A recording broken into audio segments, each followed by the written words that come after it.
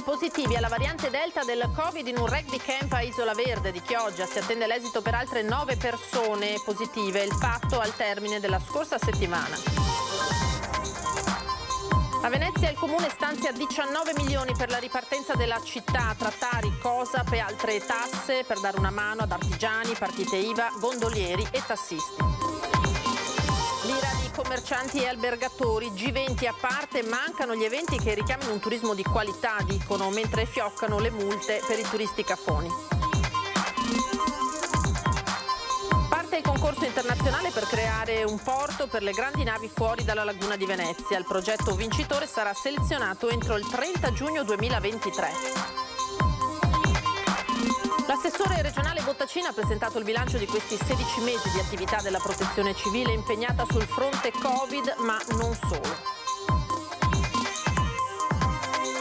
Stazione di Venezia che sarà chiusa per lavori dalla mezzanotte di sabato fino alle 10 di domenica mattina. I treni si fermeranno a Mestre, da dove faranno scuola autobus e motonavi. Lo stato di degrado di Forte Trona a Marghera è oggetto di un'interrogazione a Cafarsetti. Si tratta di una delle fortificazioni militari abbandonate del comune di Venezia. Buonasera, ben ritrovati in diretta con l'edizione di Venezia dei nostri telegiornali. Partiamo dagli aggiornamenti sulla temuta variante Delta del virus, perché ci sono 5 bambini rientrati da un campus a Isola Verde di Chioggia positivi proprio a questa variante. Allora sentiamo tutti gli aggiornamenti nel primo servizio. Cluster a Isola Verde di Chioggia. Nel campus 14 le persone risultate positive al Covid. Si tratta di 10 bambini e 4 adulti, dei quali 3 animatori e un operatore. Non si esclude possa trattarsi anche di un genitore dei bimbi. Tutte persone residenti fuori dalla provincia del Veneziano, con 5 bimbi risultati positivi alla variante Delta del Covid e appartenenti alle 2 ULSS del Padovano. Si sono positivizzati 5 ragazzini residenti a Padova su un totale di 10 in isolamento, lì sia a causa della variante Delta, e quindi su questi si sta, come del resto anche sul condominio, si sta procedendo con il tracciamento da parte del Dipartimento di Prevenzione. Per i restanti 9 positivi del Vicentino e dell'area del Rodigino si attendono gli esiti delle tipizzazioni, cioè della verifica sui tamponi positivi dell'eventuale variante da parte delle rispettive ULSS di appartenenza. Il fatto è risalente alla fine della scorsa settimana, con l'indagine del primo caso risalente appunto alla fine dello scorso weekend. A dirlo l'indagine epidemiologica della ULSS 3 Serenissima, che nei giorni scorsi ha proceduto ad una rigorosa verifica epidemiologica. Sono una cinquantina i tamponi eseguiti. L'indagine ha infatti inteso verificare in modo diffuso il possibile contagio sia sui contatti stretti sia che sulla cerchia allargata delle persone che hanno avuto contatti con il caso iniziale. Le 14 persone risultate positive, ripetiamo, tutte non residenti nella ULSS 3 Serenissima, collegate alle attività del centro estivo, in gran parte minori, del rugby camp. I soggetti positivi già rientrati nei territori di residenza sono stati sottoposti ad isolamento. Ai soggetti che risultano essere stati contatti stretti è stata imposta la consueta quarantena. I tamponi positivi raccolti con l'indagine epidemiologica sono stati inviati al laboratorio di competenza per verificare la presenza di varianti particolari del virus. L'ULSS 3 Serenissima prosegue ogni necessario monitoraggio sul luogo in cui è stato identificato il contagio. Alla variante Delta dedichiamo anche il nostro sondaggio di questa sera. Vi chiediamo: Covid e Delta, le varianti secondo voi sono un falso problema oppure davvero un aspetto da temere? Per rispondere di sì 0422 1626 691, per rispondere invece di no 0422 1626 690. Basterà come sempre digitare questi numeri perché il vostro voto venga registrato, poi come sempre l'esito nel corso di Ring questa sera in diretta su Antena 3 dalle 21:15. A Venezia il comune stanzia 19 milioni di euro per la ripartenza della città. A Venezia la parola d'ordine è tenere tutto aperto, così da Cafarsetti, l'assessore al bilancio Michele Zuin, nell'illustrare lo stanziamento dei 19 milioni di euro, di cui 10 milioni dalle casse comunali, del taglio delle tasse previste con la manovra di supporto per la ripartenza della città. Supporto non solo alla parte di attività economiche e produttive della città, ma anche al sociale, alle associazioni sportive e a quant'altro. In primo piano, tra le novità, il supporto con 600.000 euro ai gondolieri per il pagamento della COSAP, cioè la tassa comunale per lo spazio acqueo occupato in riva dalla gondola, visto il calo verticale del turismo al 100%, spiega Zuin. Tra l'altro un turismo particolare che non è quello che sta girando adesso per Venezia, per cui anche qui, per avere la possibilità di mantenere anche loro e le loro famiglie, mantenere la loro attività, chiaramente abbiamo fatto uno sconto del 75% della COSAP sul posto barca che loro pagano, diciamo, al Comune di Venezia.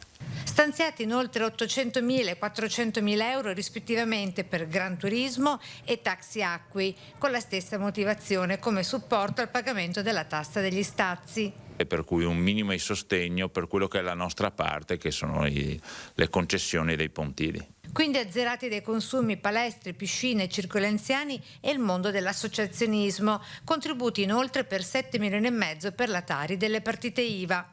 Abbiamo fatto un buon lavoro nel 2020 registrando un avanzo di 31 milioni di euro e quindi una parte di questi l'abbiamo utilizzata in questa manovra, una parte servirà ancora nel 2021 per le minori entrate, una parte dovremo tenerla per il 2022 che non sarà ancora un anno completamente fuori dal Covid, almeno per quanto riguarda i conti.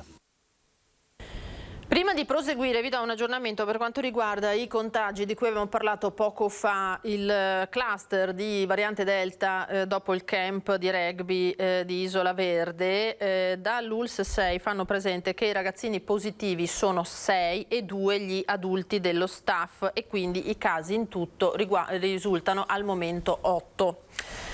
A Venezia tornano i turisti, ma è ancora decisamente prematuro parlare di ripresa, almeno secondo gli operatori del settore. G20 a parte, pochi gli eventi organizzati in città, dicono commercianti e albergatori.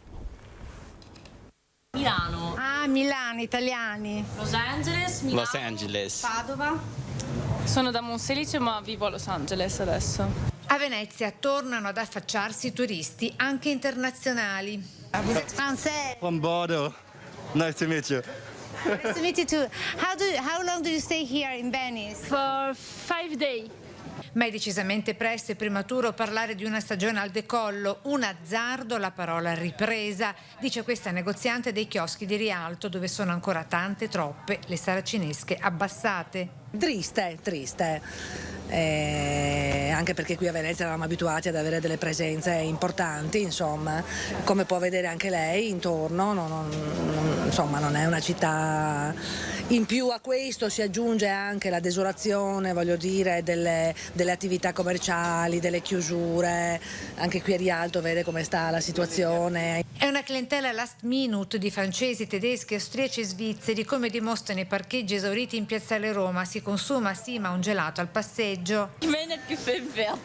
A farla da padrone l'intramontabile Giro dei Baccari. Spritz e cicchetti soprattutto, ormai la parola cicchetto è diventata internazionale, come anche Baccaro. Nella fotografia dei turisti presenti a Venezia pesa l'assenza di quelli del nord Europa con Gran Bretagna in testa, quindi Canada, Asia e Stati Uniti con qualche eccezione. Venezia è paradiso.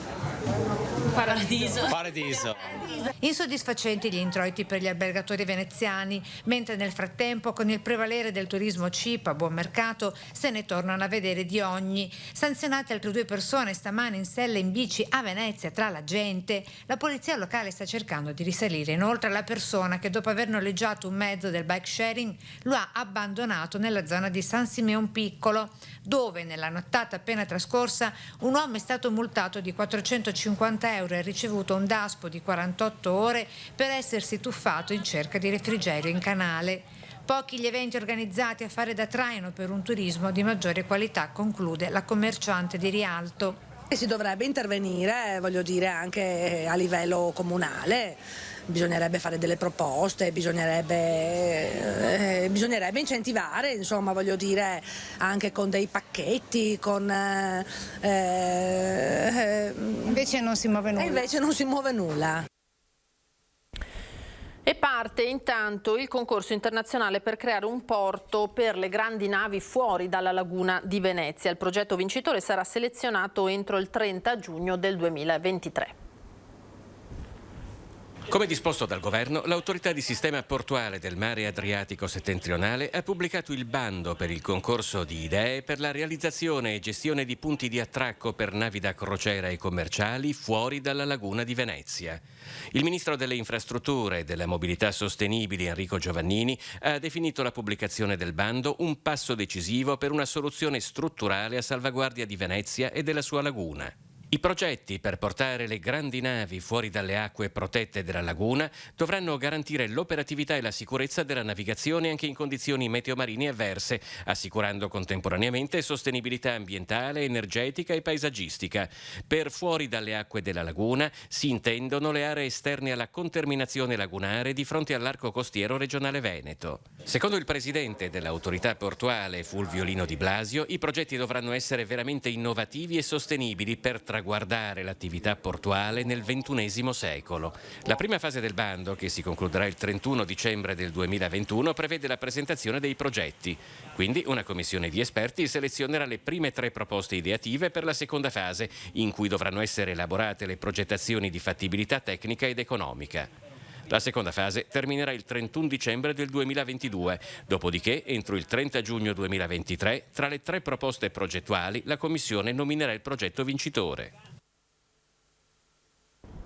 L'assessore regionale Bottacina ha presentato il bilancio di questi 16 mesi di attività della protezione civile, impegnata sul fronte Covid, ma non solo. Il 21 febbraio, quando ci sono stati segnalati i primi casi in Veneto, i primi ad arrivare a Schiavonia sono stati i volontari della protezione civile, hanno allestito le tende, presidiato l'ospedale che era stato chiuso. Da quel 21 febbraio 2020 il lavoro della protezione civile del Veneto non si è più fermato. Dei 25.000 volontari, 12.000 quelli impegnati nell'emergenza Covid. Oltre 280.000 giornate uomo regalate dai volontari della protezione civile del Veneto alla collettività, dando un supporto incredibile alla sanità. Contabilizzate queste ore regalate alla comunità veneta si traducono in 50 milioni di euro. Protezione civile impegnata negli ultimi 16 mesi in attività di logistica, alcune realizzate solo in Veneto, come la riapertura di 6 ospedali dismessi e ancora la consegna di mascherine e ventilatori. Volontari poi appositamente preparati e impegnati nell'attività di contact tracing o al centralino del numero verde istituito ad inizio emergenza. Uomini e donne impegnati nei punti tampone e nei centri vaccinali. Oggi 500-600 ancora al lavoro negli hub o nella consegna di materiali sanitari. Ma ci sono altre attività meno conosciute ma altrettanto importanti che vedono la protezione civile in prima linea. La protezione civile sta effettuando il trasporto previsto dall'ordinanza del Ministro della Salute dagli aeroporti alle varie ULSS piuttosto che ai Covid hotel delle persone che arrivano dallo Sri Lanka, India e Bangladesh. Di questi 16 mesi di emergenza tornano alla mente alcuni fotogrammi. Il ricordo vivo che ho è che quando nella prima settimana abbiamo fatto la raccolta da Rovigo a Padova per le mascherine, l'autostrada completamente deserta. Il fermarsi per la strada e non vedere un veicolo passare. Non c'è stato solo il Covid ad impegnare i volontari. Abbiamo avuto 15 situazioni emergenziali rilevanti in questo anno e mezzo, quindi più o meno una al mese. La più impattante è stata quella di inizio dicembre 2020, ha piovuto più del 1966, quando ci furono oltre 100 morti in Veneto, ha piovuto più del 2010 quando mezzo Veneto si allagò. Tutte le opere di prevenzione che sono state messe in campo in questi anni dalla Regione, dalle province e dai comuni stanno dando esito positivo. Ci sono state le emergenze meteo, gli aiuti per l'alluvione in Emilia-Romagna, gli interventi per le nevicate dello scorso inverno e gli incendi boschivi. Protezione civile sempre pronta ad intervenire laddove sarà necessario. Abbiamo una parte del Veneto che è a rischio rilevante incendio boschivo e ci sono anche previsioni, soprattutto nelle aree montane, di eventi meteo rilevanti, quindi temporali. Ovviamente noi siamo pronti ad affrontare qualsiasi situazione. Ora una notizia di cronaca da poco giunta in redazione. Un turista austriaco di 78 anni è stato colpito da un infarto sotto l'ombrellone. 2 bagnini sono riusciti a salvargli la vita. È successo a Jesolo, nello stabilimento verso Piazza Marina. Gli operatori sono intervenuti con defibrillatore e pallone autoespandibile con il turista che poco dopo ha ripreso a respirare. Nel frattempo è sopraggiunta anche una dottoressa anestesista in vacanza sul litorale e i sanitari del SUEM 118 che hanno preso in carico l'anziano e trasportato all'ospedale di San Donà di Piave. Dalla mezzanotte di sabato e fino alle 10 della mattina di domenica la stazione di Venezia sarà chiusa per lavori. I treni fermeranno a Mestre, da dove faranno spola autobus e motonavi per la laguna. Nel fine settimana la stazione ferroviaria di Venezia chiuderà per 34 ore per permettere l'attivazione di un nuovo sistema computerizzato che gestirà la circolazione dei treni direttamente da un'unica postazione a Mestre. Durante i lavori, dalla mezzanotte di sabato 3 luglio fino alle 10 di domenica, circa 700 treni destinati a Venezia si fermeranno a Mestre. Per i passeggeri sarà attivato un servizio navetta sostitutivo formato da autobus e motonavi che faranno spola fra la stazione di Mestre e la fondamenta delle Zattere. Se in quelle ore i treni saranno fermi, l'attività sarà frenetica per le circa 250 persone, fra personale di Rete Ferroviaria Italiana, Italfer e altre imprese, impegnate all'attivazione di un sistema che ha comportato tra l'altro l'installazione di oltre 1100 km di nuovi cavi. L'investimento economico in questa prima fase ammonta a 80 milioni di euro. Il vecchio impianto elettromeccanico lascerà il posto dopo 40 anni ad un sistema computerizzato unico in Veneto che, secondo Ferrovie dello Stato, eleverà l'efficienza della circolazione, togliendo la necessità del presidio di un capostazione a Venezia, capostazione che sarà presente nel centro di comando e controllo di Mestre, da dove si regola la circolazione ferroviaria in tutto il Veneto e il Friuli Venezia Giulia. Un uomo è stato arrestato dalla polizia locale di Venezia dopo essere stato fermato nell'area commerciale di Zelarino con 50 grammi di eroina.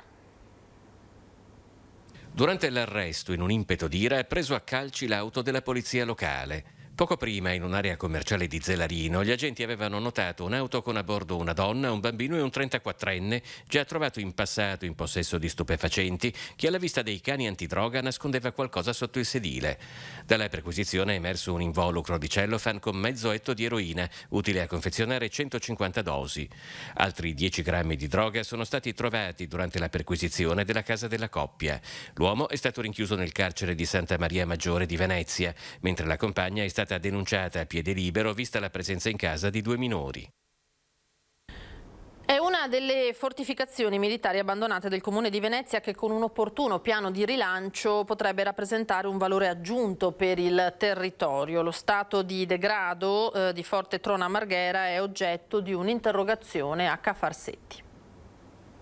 E questo è proprio un luogo simbolico di un'area malcontenta che appunto è ai confini del comune e spesso viene tralasciata dalle politiche portate avanti dal Comune di Venezia.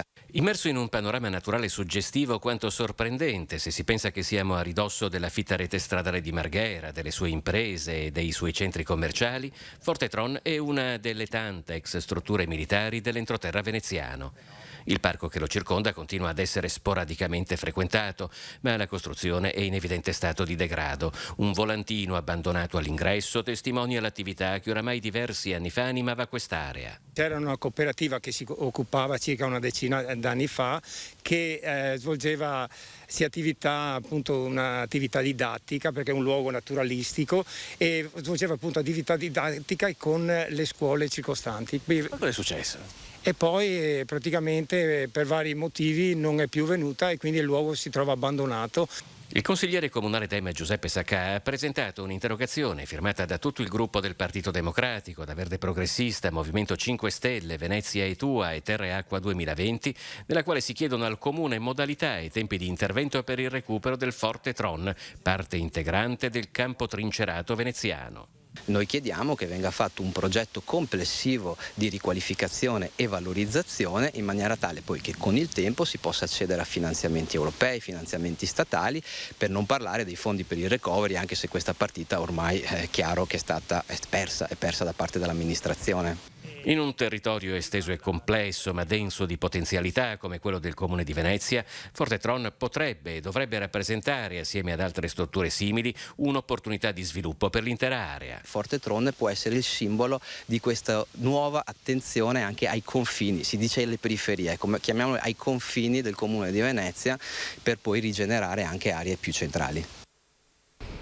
Vi ricordo questa sera dalle 21:15 l'appuntamento con Ring. Ospiti questa sera il giornalista Filippo Tosato del Mattino di Padova, Alberto Villanova della Lega, Mattia Gagliolo, presidente dell'Arcigay di Padova, Vanessa Camani del Partito Democratico e Francesca Businarolo del Movimento 5 Stelle. Dalle 21:15 dunque Ring, l'attualità politica di Antena 3 in prima serata.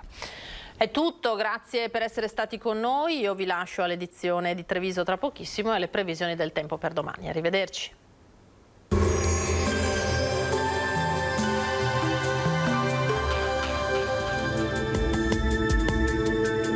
Bentrovati al meteo. Mercoledì 30 giugno prosegue il dominio dell'alta pressione africana. Il mese si chiude con una situazione meteo segnata da un clima ancora bollente. Vediamo insieme il dettaglio.